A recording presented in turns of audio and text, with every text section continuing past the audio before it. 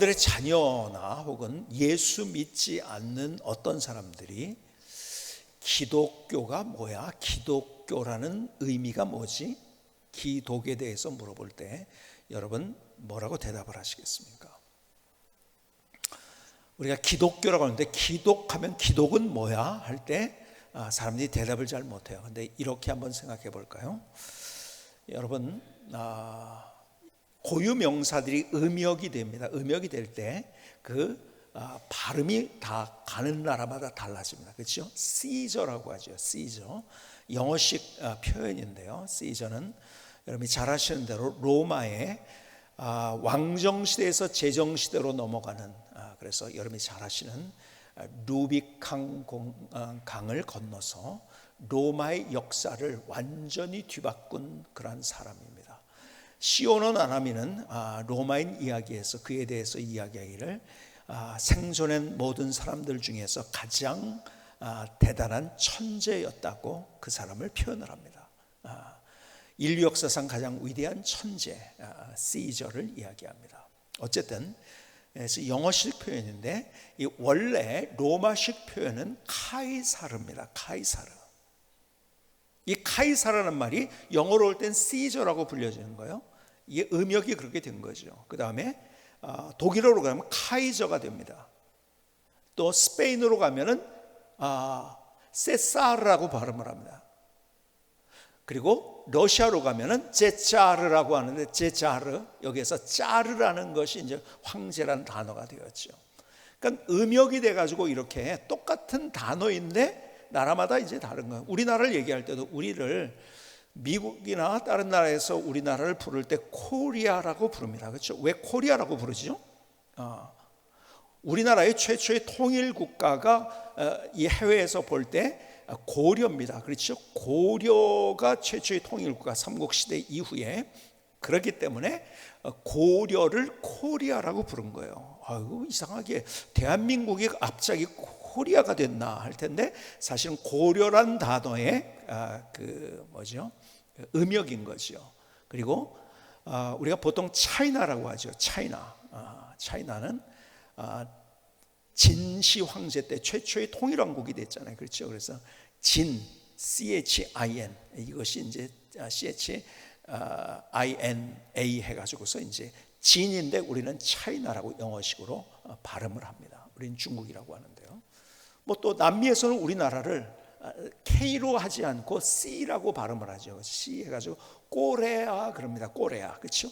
그러니까 음역이 이렇게 가는 나라마다 달라지는 거예요. 똑같이 처음에 복음이 전파되었을 때 이제 성경이 번역되겠죠. 중국에서 번역을 할 때 그리스도를 뭐라고 번역을 할 것인가, 그것을 그리스도라는 번역을 사실은 우리가 기독이라고 하는데 이 그리스도라는 단어에서 나온 거예요. 근데 처음에 이것이 할 때 기리스두라고 합니다.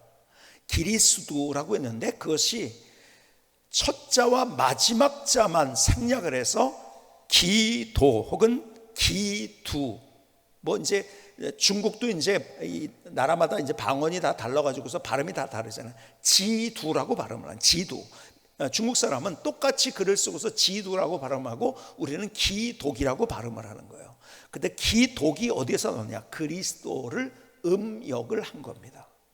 그러니까 기독이라는 말은 무슨 한문에 어떤 의미가 있는, 한문이 의미 글자잖아요. 뜻 글자잖아요. 그런데 그 뜻이 있는 게 아니라 그대로 음역을 한 겁니다. 뜻이 아니라 그 단어의 그 글자 자체의 뜻이 있는 것이 아니고 그 그리스도를 음역을 그대로 한 거예요. 자, 그리스도는 여러분 헬라어입니다. 그러면 히브리어 구약에서는 이것을 어떻게 발음을 했을까요? 뭐라고 발음을 했을까요? 제가 질문할 때는 어려운 질문 안 한다고 했죠. 자, 메시아입니다. 메시아. 여러분, 메시아가 구약에선 메시아라고 한 것이 신약에선 것이 그리스도예요. 그러니까는 여러분 우리가 메시아라고 하지만은요, 구약의 원래 히브리어의 발음을 그대로는 마시아흐 그럽니다. 마시아흐. 이걸 우리나라 말로는 메시아라고 번역을 해요. 구약에. 그 다음에 그리스도라고 번역을 했고. 이해가 좀 되시나요? 그러니까 여러분들이 아셔야 될 것은 메시아라는 말과 그리스도라는 말은 같은 단어라는 거예요. 예수님을 예수 그리스도라고 합니다. 예수 그리스도. 주는 그리스도시요 한 것이 뭐냐면 살아계신 이제 누구예요? 베드로가 이제 신앙 고백을 한 거죠. 주는 그리스도시요, 그렇죠? 그러니까 주는 메시아시라는 거예요. 그리스도, 메시아. 근데 이 말의 의미가 무엇인가 그러면 의미는 기름 부음을 받은 자라는 뜻입니다. 기름 부음을 받은 자. 여러분, 예수님, 우리가 예수님에 대한 이야기를 지금 나누고 있어요. 계속해서 오늘 세 번째로. 그래서 예수님은 누구신가요? 예수님은 그리스도라는 거예요. 메시아라는 거예요. 그리스도. 자,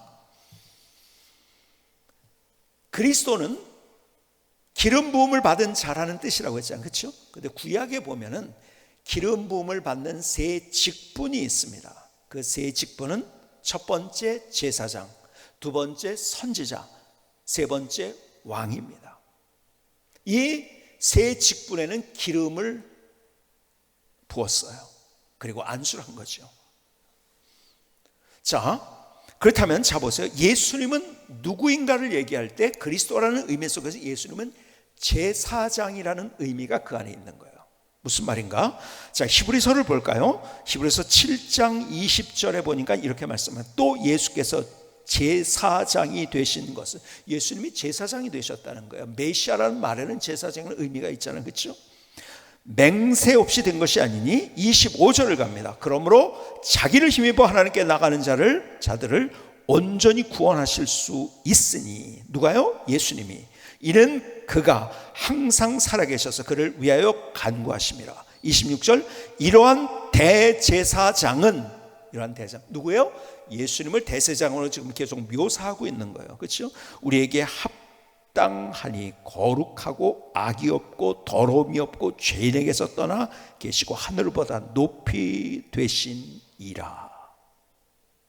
그럼 이 대제사장으로서 어떤 분이신가를 묘사하고 있죠. 자, 이제 구약에 그러면 대제사장의 역할이 뭔가를 한번 보실까요? 대제사장의 중요한 역할은 이겁니다. 대속죄 이래 지성소에 들어갑니다. 1년에 한 차례 들어가는 거예요. 자, 흠없는 양을 잡아서 제사를 지내고 그리고 그 안에 들어갑니다. 자, 그 양은 대속제물이 되는 거예요. 자, 왜 그렇게 할까요? 지성소는 하나님의 임재가 있는 곳이에요. 하나님의 임재가 있는 곳. 그것은 거룩한 곳이에요. 하나님은 죄를 볼 수 없는 분이에요. 그렇죠? 완전하신 분이에요. 그 하나님을 누군가 본다고 하면은 그 자리에서 죽는 거죠. 왜? 하나님의 공의 앞에 설 수 있는 자가 아무도 없기 때문에. 그렇기 때문에 대제사장이 1년에 한 차례 지성소에 들어가서 하나님께 백성들의 죄를 대신 사해달라고 하나님께 나아가는 거예요. 대속제물을 잡고. 자, 이 그림이 어떤 그림일까요? 자, 예수님께서 십자가상에서 달려 돌아가셔서 우리의 대속제물, 단번에 드려진 우리의 대속제물, 그가 우리를 사랑하시고 우리를 위해 죽으셨어요. 내가 받아야 될 형벌을 대신 받으셨어요. 양을 드린 것은 그림자적인 사건이었죠. 예수님이 이 땅에서 그렇게 하시기 위해서. 그리고 예수님이 십자가에서 죽으신 그때 동시적인 사건으로 성경에 일어난 일이 있었어요. 뭐죠? 성소의 휘장이 갈라졌어요. 그렇죠? 휘장이 갈라졌다는 건 뭡니까?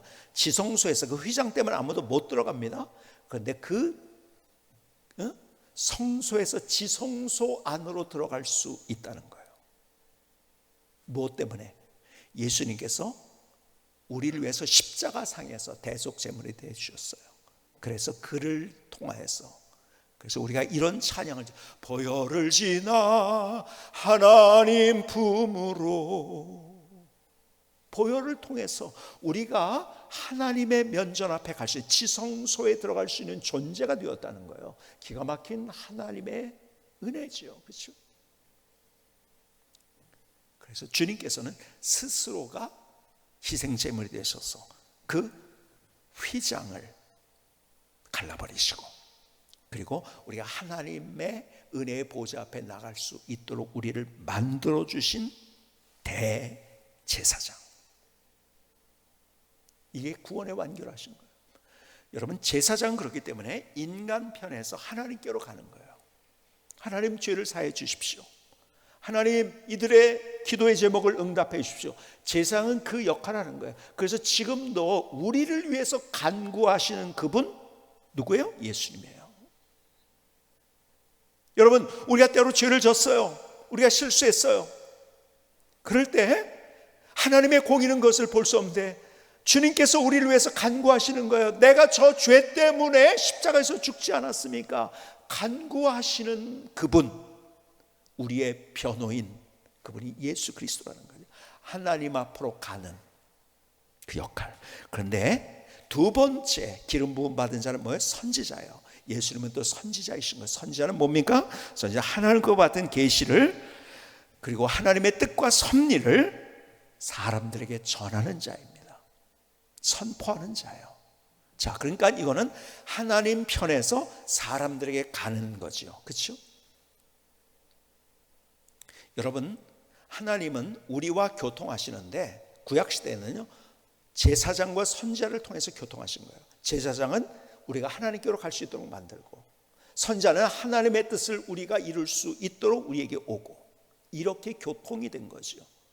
코이노니아가 되는 거죠. 그렇죠? 그래서 예수님께서 이 땅에 오셔서 얼마나 귀한 산상수훈의 말씀, 정말 보석 같은 말씀이죠. 우리에게 구원이 뭔지, 진리가 뭔지,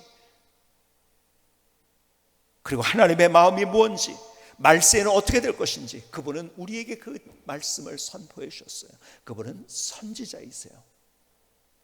그리스도라는 말 속에 담겨진 두 번째 뜻, 선지자예요. 첫 번째 제사장, 두 번째 선지자, 마지막 세 번째 뭐냐?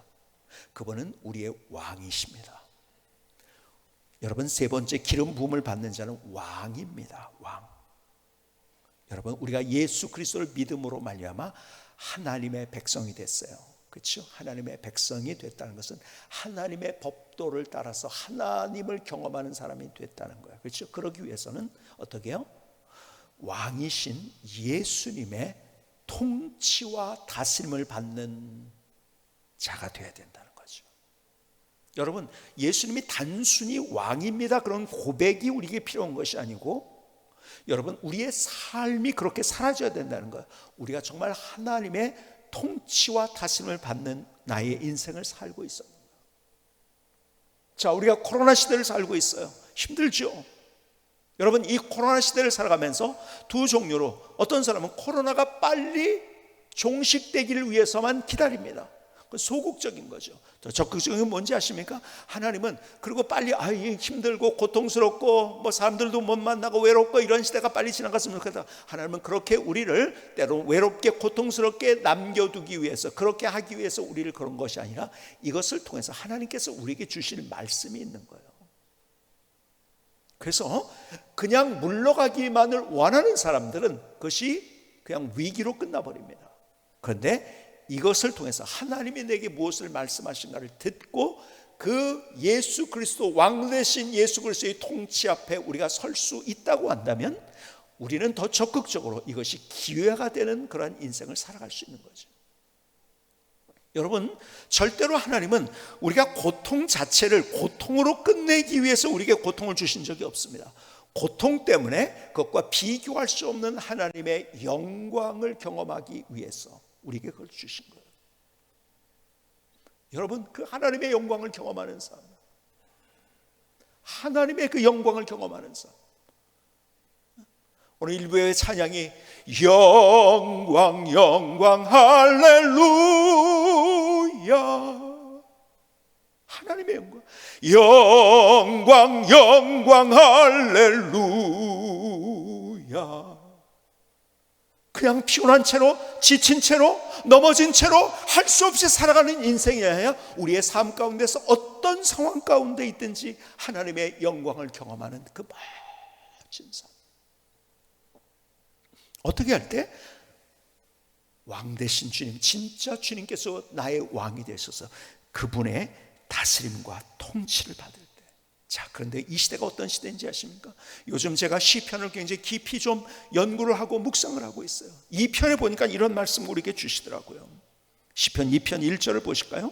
어찌하여 이방 나라들이 분노하며, 이 분노한다는 말 원래적인 의미는 이겁니다. 술렁이다, 소란하게 하다는 거예요. 자, 보세요. 그래서 어떤 번역에서는 이렇게 번역을 하면 어찌하여 이방 나라들이 술렁이고 소란하는가. 지금 술렁이고 소란하고 있어요. 전 세계가. 무엇으로 소란하죠? 내 말이 맞다고, 내 인생의 주인은 나라고. 자, 보세요. 계속 보실까요? 어찌하여 이방 나라들이 분노한다가 술렁이며 소란하며 있는가? 민족들이 헛된 일을 꾸미는가? 세상의 군왕들이 나서며 관원들이 서로 꾀하여 여호와와 그의 기름 부음 받은 자를 대적하여 우리가 그들의 맨 것을 끊고 그들의 결박을 벗어버리자 하는도다.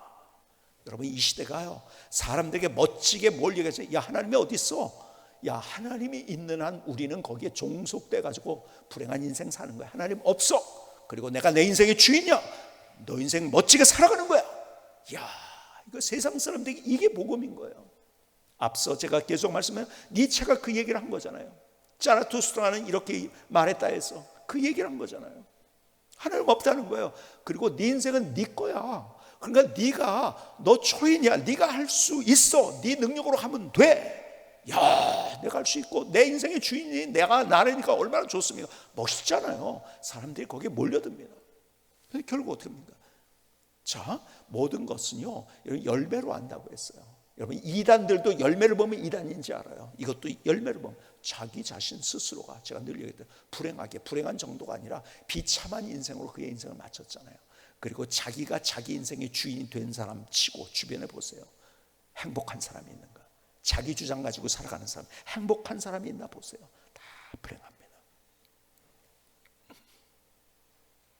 근데 세상 사람은 지금 시편에서 얘기하는 것이, 사람들이요, 야, 우리 결박 벗고 내 마음대로 사는 거야. 내가 내 인생의 주인이야. 이렇게 지금 하는 시대 가운데 살아가고 있으니까 우리도 나도 모르게 거기에 쫓아간다는 거죠. 그런데 계속 보실까요? 4절에 하늘에 계신 이가 웃으시며 주께서 그들을 비웃으시리로다. 그때 분을 바라며 진노하사 그들을 놀라게 하시며 이르시기를 내가 나의 왕을 내 거룩한 산 시온에 세웠다 하시리로다. 무슨 말입니까? 마침내 예수님께서 우리의 왕이시라는 사실, 진짜 행복한 삶, 멋진 삶, 아름다운 삶을 살아가는 사람, 영광스러운 삶을 살아가는 사람은 누구인지 아십니까? 오늘 본문의 얘기, 이 시편에 얘기한 것이 바로 여러분, 우리의 삶, 주님이 왕이신 것을 고백하며 살아가는 우리의 인생을 살아가는 거죠. 오늘 본문의 얘기가 그겁니다. 여러분, 마태복음에 있는 이야기는요, 마태복음에 있는 이야기는 우리가 크리스마스 때만 열어보는 이야기예요. 근데요, 중요한 메시지가 이 안에 담겨져 있는 거죠.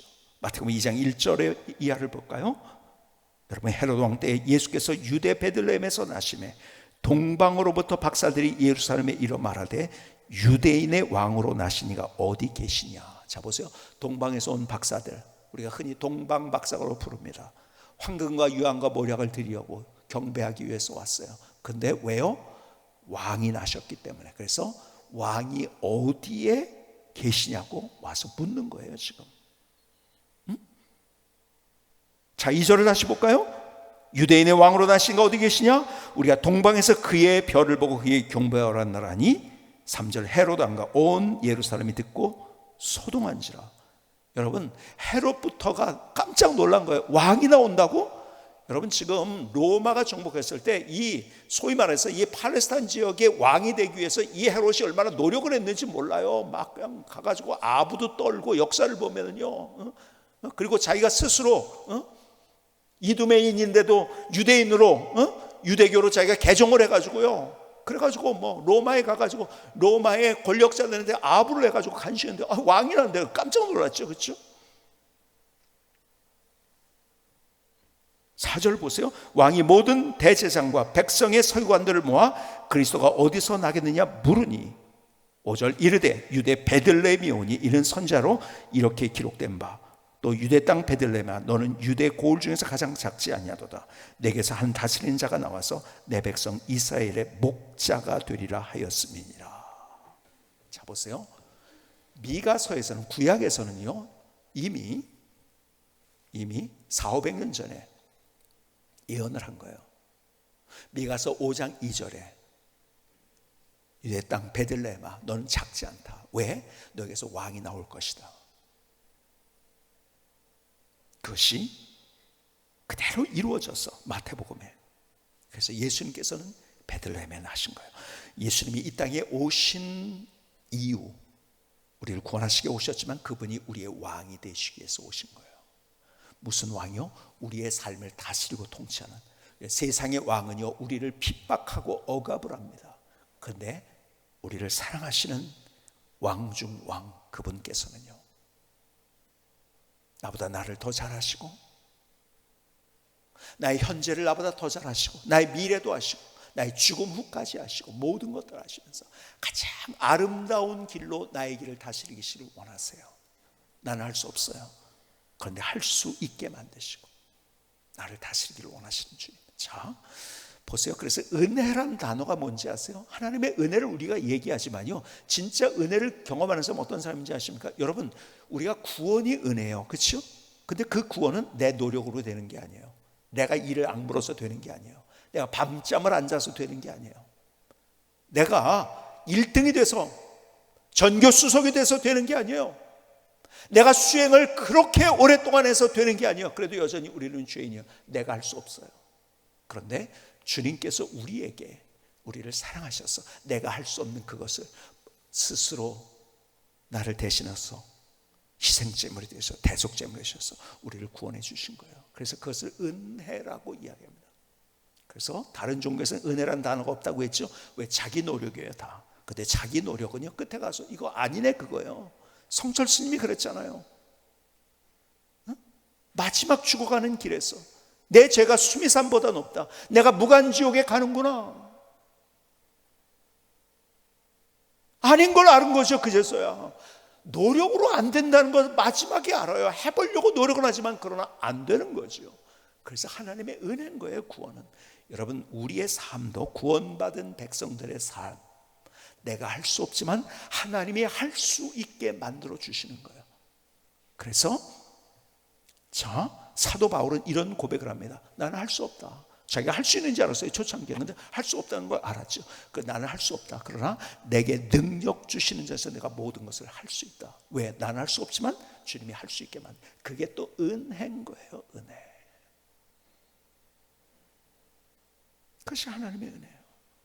여러분, 결국 내가 하려는 인생만큼 불행한 인생은 없어요. 여러분, 내가 하려고 하다가 행복해진 사람은 없어요. 다 불행해집니다. 근데요, 내가 할 수 있다고 얘기해 주는 것, 하나님 없이 네 능력으로 할 수 있다, 너는 할 수 있다, 계속 용기를 북돋아주는 어떤 책들이 있어요. 그러니까 좋죠.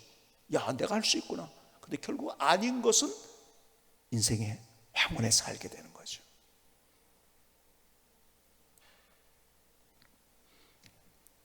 여러분, 우리가 예수님이 왕이시라는 사실, 이것이 우리가 교리로 끝나고 우리의 단순한 고백으로 끝나서는 안 되는 거예요. 하나님을 경험하지 못합니다. 그것이 우리의 삶이 되어야 되는 거예요.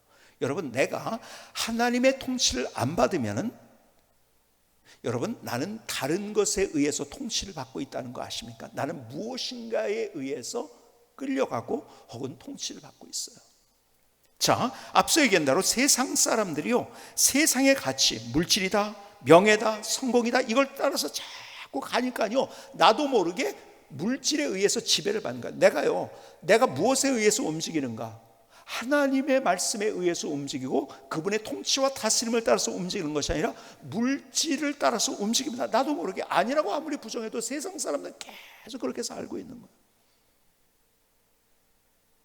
유물론적으로 살고 있는 거죠. 높이를 얘기하는 거죠.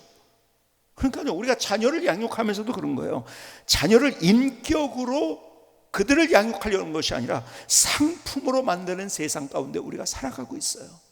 어떻게 스펙을 잘 쌓게 하는가, 어떻게 공부를 해서 과외를 해가지고서 어떻게 1등이 되는가, 남보다 몇 점이 더 높아지가, 여기에는 정말 여러분, 과외비를 그렇게 쓰면, 야, 내가 먹지도 못하고 널 위해서 이렇게 하는 거 왜요? 그렇게 하는 게 왜 그럴까요? 상품을 만드는 거예요. 더 높아지게 만들고 비교 우위에 만들려고만 하는 거예요. 상품이 되는 거죠. 인격으로 양육하는 것이 아니고 상품으로 기계적으로 만들려고 하는 거예요. 그러고 나서 내가 너를 위해서 뼈를 깎는 아픔을 가지고 나 먹지도 못하고 어쩌고 저쩌고 너를 위해서 다 과외비를 쏟아놓고 너를 위해서 어떻게 하고 스펙을 만들어주고, 그건 뭐예요? 물질을 따라가는 거죠. 그렇죠? 세상의 가치를 따라가는 거예요. 그거는 나도 모르게 거기에. 그래서 조금 더 성적이 좋기 위해서 잠깐 하나님이 필요할 뿐이야. 기도하는 거예요. 하나님, 이번에 성적을 좀 더 잘 얻게 해서요. 여기에 얼마나 애를 썼는데요. 얘 밤잠도 못 잤어요. 내가 과외비를 얼마나 드렸는데요. 하면 좋은 점수 나오게 해주세요. 그러니까 하나님은 하나님의 다스림과 통치를 받는 것이 아니라 물질의 통치를 받으면서 그 물질의 세상보다 비교 우위에 있기 위해서 하나님이 잠깐 필요한 거예요. 여러분, 열심히 기도해도 그 하나님의 더 풍성하심, 더 놀라운 하나님의 능력, 그 하나님의 영광, 야, 하나님이 나의 삶을 이렇게 인도하셨다는 인생의 기쁨과 감격을 우리가 경험할 수는 없는 거예요. 그러니까 세상의 가치가 나를 통치하게 만드는 세상 속에서 우리가 살고 있어요. 어떤 사람은요, 감정이 나를 통치합니다. 감정이. 이 시대에 해괴한 일들이 신문을 도배합니다. 어떻게 저런 일이 있어요? 다 감정 때문에 그런 거예요. 막 층간소음 때문에 살인을 벌이고요, 끼어들게 했다고 해가지고 사람을 죽이고요, 분노 때문에, 기분 나쁜 감정 때문에 움직이는 거예요. 몇 달 전에 저는요, 진짜 많이 혼자서 가슴앓이를 하나 했어요. 정인이 사건 아시죠? 요즘 정인이, 정민이 그래가지고 막 이름이 헷갈리는데요, 부모님이 아이를 입양해가지고요 죽여버린 거예요. 제가 사실 그 사건 때문에 너무 혼자 가슴앓이를 했어요. 왜 그런지 아세요? 그 부모가요, 크리스찬들이에요. 크리스찬 정도가 아니에요. 양가의 부모들이 다 목사님들이에요. 제 안에 얼마나 마음이 힘들고 막 어쩔 줄 몰라하는 마음. 여러분, 교회 안 다녔겠어요? 열심히 안 했겠어요? 근데 왜요? 예수님이 그들을 다스린 게 아니에요. 그들의 감정이 그들을 다스린 거예요. 그 감정에 따라서 애를 그냥 윽박지르고 폭력을 휘두르고, 이거는 아무렇지도 않고, 왜? 감정에 의해서 움직이니까요. 너무 기가 막혀가지고 참 너무 마음이 힘들었어요, 사실은. 그게 우리의 실존이라는 거예요. 우리의 실존. 나는 그 사람보다 좀 더 나을까요? 아니요, 가만히 보면 우리는 얼마나 감정에 의해서, 감정 때문에 감정의 지배를 받고 우리의 삶, 기분 나쁘다고 그렇게 말하는 거예요. 그렇게 행동하는 거예요. 아무렇게나. 화가 났다고 그렇게 행동하는 거예요. 그렇게 말하는 거예요. 바보 같은 짓이죠. 그렇죠? 누구 얘기가 아니고 저의 이야기고 우리 모두의 이야기라는 거예요. 어떤 사람은 자기 생각, 자기 논리로 사는, 그러니까 자기 논리 외에는 없어요. 여러분 주변에 그런 사람들 보죠. 자기 논리가 셀수록 어떤지 아세요? 그 사람 불행한 인생 산다는 거 보이시죠? 다 보이는 거예요. 그런데 그게 최고의 가치라고 생각해요. 그것에 의해서 움직입니다. 자기 논리에 의해서만. 아니에요. 우리를 다스리고 우리를 통치하시는 유일한 분은 예수님이 되어야 돼요. 거기에 우리의 인생의 해답이 있는 거예요. 거기에 우리 인생의 해답. 이사야 32장을 볼까요? 이렇게 말씀합니다. 1절에 보니까 보라, 장차 한 왕이 공의로 통치할 것이요 방백들이 정의로 다스릴 것이며 또 그 사람은 광풍을 피하는 것. 여러분, 하나님의 예수 그리스도의 통치가 있을 때, 왕의 통치가 있을 때 풍랑과 파도가 있지만은, 광풍이 있지만은, 거기에서 우리가 참 이상한 바람들도 불고요, 막 그냥 그런 것들이 있지만, 그래서 파도가 치기도 하지만, 그러나 거기에서 우리를 인도해 주시는 하나님을 경험한다는 거죠. 폭우를 가리는 것, 때로는 우리가 폭우를 경험합니다. 막 요즘요 한국이 장마가요 그냥 막 스콜처럼 오잖아요. 막 집중 한 지역에 막 와가지고 다 쓸어가기도 하고, 작년에도 그렇고 재작년에 얼마나 많은 비의 피해를 봤습니까? 제가 운전을 미국에서 처음 배웠어요.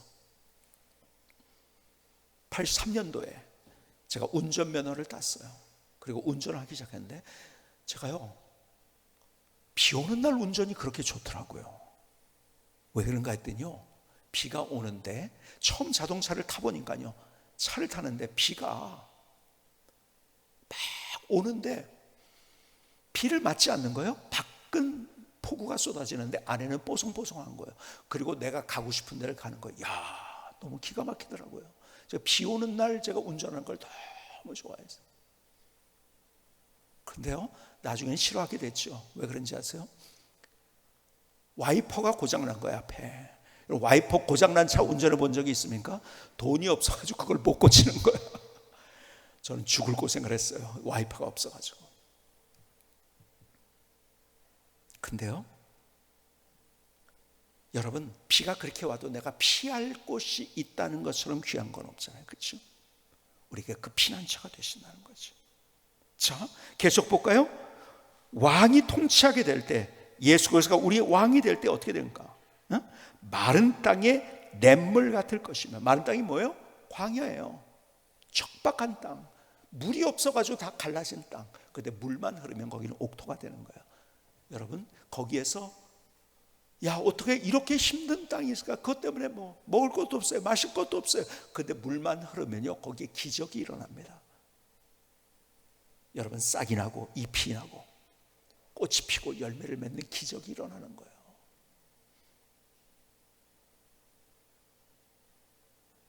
여러분, 주님께서는요 우리 인생 척박한 땅을 살아가고 있지만 거기에서 하나님의 기적이 뭔지를 경험할 수 있게만. 근데 어떻게 할 때? 거기에 조건이 뭡니까? 주님이 나의 왕 되셔서 나의 인생을 다스리게 될 때, 나를 통치하게 되실 때. 마지막에 이런 말씀을 주시죠. 곤비한 땅에 큰 바위끈을 같으니. 곤비하다는 것은 이런 상황을 얘기하는 거예요. 여러분, 사막 같은 데, 광야 같은 데서 해가 너무 쬐는 거예요. 그건 죽을 것 같이 뜨겁습니다, 그렇죠? 그때 큰 바위가 있어가지고 그늘이 만들어지면, 사막에 그늘만 있으면요 시원합니다. 그래서 사막에 사는 사람들은 어떻게 합니까? 옷을 입을 때 더우니까 짧은 옷을 입는, 아니죠. 어떤 옷을 입죠? 긴 옷을 입습니다. 아랍 사람들 보세요, 다 긴 옷을 입습니다. 왜? 가려야지 시원한 거예요. 너무 뜨거우니까. 우리에게 그런 큰 바위끈을 같은 분이 되신다는 거예요. 이 땅 얼마나 곤비합니까? 여러분, 이 땅을 살아가는 거 만만치 않아요. 그러나 거기에서 우리에게 피할 바위가 되어주시고, 그 땅에서 냇물이 흐르면서 하나님의 기적을 보여주시고 피할 곳을 주시는 주님. 어떻게 할 때요? 주님이 나의 왕이 되실 때, 주님이 나를 다스리게 해야 돼요. 내가 나를 다스리면 안 돼요. 세상의 가치가 나를 다스리면 안 돼요. 나의 감정이 나를 다스리면 안 돼요. 주님이 나의 왕이 되셔야 돼요. 우리의 인생의 해답은 뭔지 아세요? 우리가 예수 그리스도 구원받았어요. 그런데 그렇게 구원받은 자로서 하나님을 경험하고, 영광 영광 할렐루야, 우리가 간증하며 걸어갈 수 있는 그 길, 주님이 나의 왕이 되시는 거예요. 그분의 다스림과 통치를 받는 인생. 오늘 그 인생이 우리의 삶이 될 수 있기를 주님의 이름으로 축복합니다. 김승규 선교사의 찬양을 드리시겠습니다.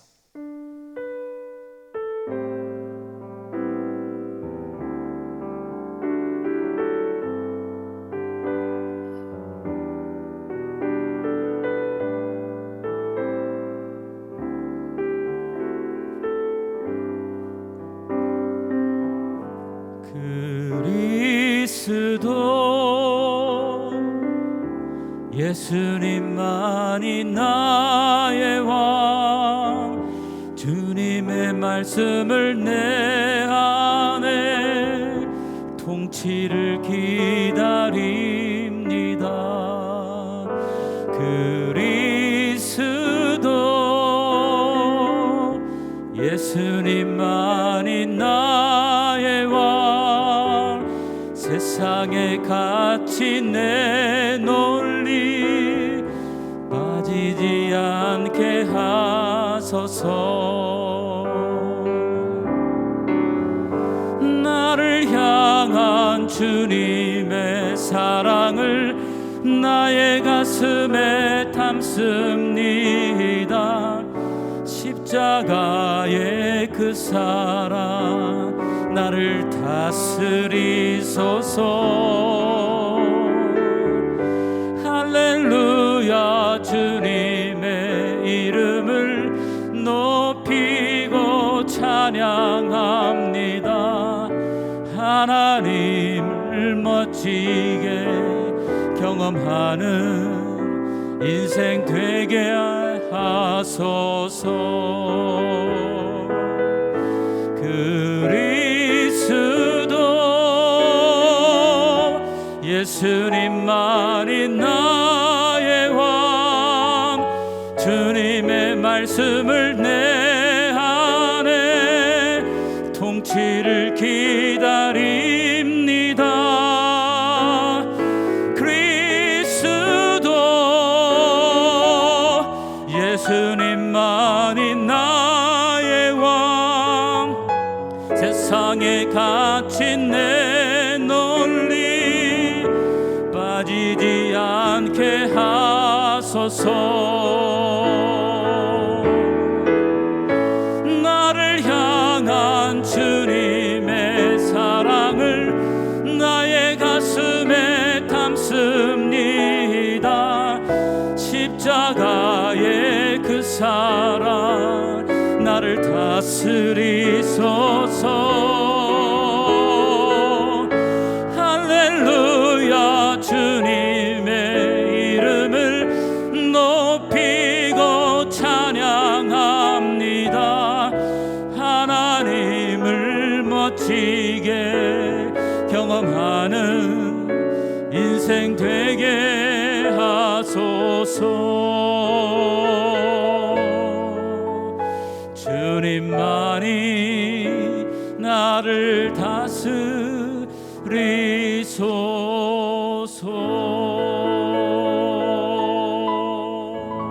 아멘. 하나님, 나의 고백입니다. 나의 노래.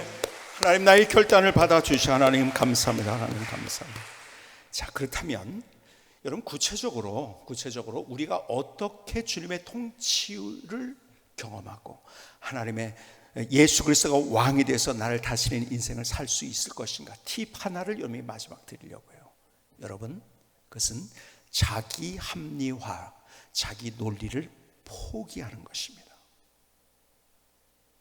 여러분, 내가 어떤 논리가 세워지고 내가 합리적인 어떤 내 생각이 세워지면은 하나님의 말씀이 내 안에 들어오질 않아요. 그걸 포기하는 거예요. 마태복음 5장 1절에 보면 산상수훈의 말씀, 정말 보석 같은 말씀의 첫 마디가 이거예요. 예수께서 무리를 보시고 산에 올라가 앉으시니 제자들이 나온지라. 자, 첫 번째 말씀인 거예요. 입을 열어 가르쳐 이르시되, 자 3절, 심령이 가난한 자는 복이 있나니 천국이 그들의 것이며. 뭡니까? 심령이 가난하다는 것은 내 자신의 생각이 포기된 상태를 이야기하는 거예요. 내 자신의 생각이 포기된 상태. 그때 하나님의 통치와, 천국이 그들의 것이면 하나님의 통치와 다스림이 우리에게 있게 된다는 거예요. 왜 왕으로서 그분을 섬기지 못하는가? 가만히 보면 내 안에 포기되지 못한 핑계, 내 논리, 자기 합리화. 근데 정말 주님이 내게 뭐라고 말씀하신가를 듣고 내가 거기에 순종하고 그 주님의 다스림을 받을 수 있을진데 다른 인생이 우리에게 만들어지는 거죠. 몇 주 전에 옛날 얘기를 하다가 저희 집사람이 이제 몇 분하고 같이 어떤 목사님들하고 얘기하다 그 얘기가 나왔어요. 저희 집사람이 인천시향에 근무를 했었어요. 바이올린으로 인천시향에 있으면서 목회를 하다 보니까 거기를 그만둬야 되는 거예요. 그만두지 않을 수 있었지만은 그만두고 포기를 해야겠다는 마음이 같이 든 거예요. 그래서 그만두자 결정을 했어요. 그리고 그만뒀지만은 사실은 처음에 쉽지 않았죠. 저 집사람 한 달 동안 뭐라 그럴까요? 우울증도 오고요. 거기서 좋아하던 연주를 같이 못하는 그런 것들이 있었죠. 근데요, 그걸 포기하자마자 기가 막힌 일이 벌어졌는데 통장에 거액의 돈이 들어온 거예요. 무슨 돈이 들어왔을까요? 좀 너무 어려운 질문은 아니에요. 그렇죠? 퇴직금이 들어온 거예요. 몇 주에 어떻게 그 얘기를 했어요. 퇴직금이 들어왔는데 그 당시는 거금이죠. 왜? 돈이 없었을 때 정말 힘들었고 뭐 그냥 돈이 필요한 데가 얼마나 많은지요. 그런데 아무것도 없어요. 정말 이 돈 때문에 사실 인간적으로는 숨쉬기 힘든 그런 상황. 이거 무슨 뭐 오아시스 같은 걸 만난 것 같은 거예요. 너무 좋더라고요. 그리고 이것도 해야 되고 저것도 해야 되고, 하나님 내가 이제 돈이 생겨가지고 하나님 앞에 이런 일도 하겠네 저런 일도 하겠네, 내가 이것 좀 하겠습니다. 다 그냥 계획에 딱 세워지더라고요. 근데 하나님께서 제안해 주시는 마음이 있었어요. 그걸 다 그냥 헌금으로 바치라는 거예요.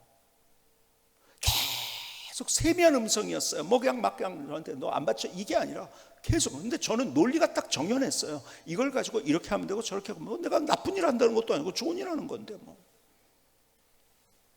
그래서 계속 그 마음을 주신 거예요. 그래서 제가 저희 집사람한테 그랬어요. 주님께서 우리에게 이거 우리가 정말 오아시스와 같은 거지만은 다 바치라는 것 같은데 우리 다 그냥 드리자. 그랬더니요, 감사하게 저희 집사람이 뭐 그러자고 그러더라고요. 나중에 하는 얘기인데요, 그때 너무 서운했대요. 그 일부라도 조금 떼내가지고 뭐 좀 하지 어떻게 다 바칠 수가 있을까? 응? 자기가 번 돈도 아니면서. 근데 아이가 같이 순종을 한 거예요. 그리고 지금도 그때도 얘기하는 게 뭐냐면, 그렇게 순종하고 내 논리를 포기했을 때, 그리고 내가 가진 합리화를 포기했을 때, 내 핑계를 포기했을 때, 그리고 하나님이 원하시는 그 일을 했을 때 하나님께서 내게 그것과 비교할 수 없는 정말 기가 막혀요.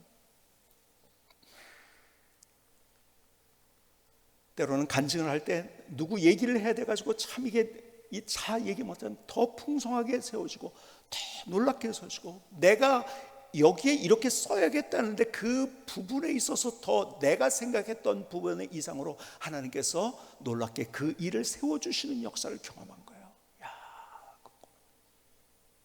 근데 우리는 내 합리화, 내 핑계가 너무 세요. 그리고 합리화도 그럴듯한 합리화예요. 그걸 포기할 수 있을 때 우리가 주님의 통치와 다스림을 받는, 그래서 거기에서 주님의 영광이 무엇인지 세상 사람들이 알 수 없는 그 기가 막힌 하나님의 기적이 뭔지, 능력이 뭔지, 기쁨이 뭔지, 감격이 뭔지를 경험할 수 있는 거예요. 우리에게 주신 정말 중요한 주님의 원리가 있다고 한다면 예수님은 그리스도시세요. 그리스도라는 말은 우리의 왕이시라는 거예요. 그분의 왕권을 인정하고 그분의 다스림과 통치를 인정하고, 그리고 그렇게 순종할 때 우리 앞길을 인도하시는 하나님, 여러분 다 마찬가지로 우리의 삶 속에서, 가정에서도 그래요. 모든 사건 속에서, 우리 일터에서도 우리가 분리개척을 하잖아요. 분리개척도 마찬가지로. 여러분, 내 합리화가 아니고 주님이 뭘 원하시는가, 주님이 뭘 원하시는가, 오늘 주님 앞에서 다시 주님이 나의 왕이십니다, 이것이 그냥 단순한 우리의 선언이 아니라 이것이 우리의 삶이 돼서 영광의 주님을 경험하는 멋진 삶이 될 수 있기를 주님의 이름으로 축복합니다.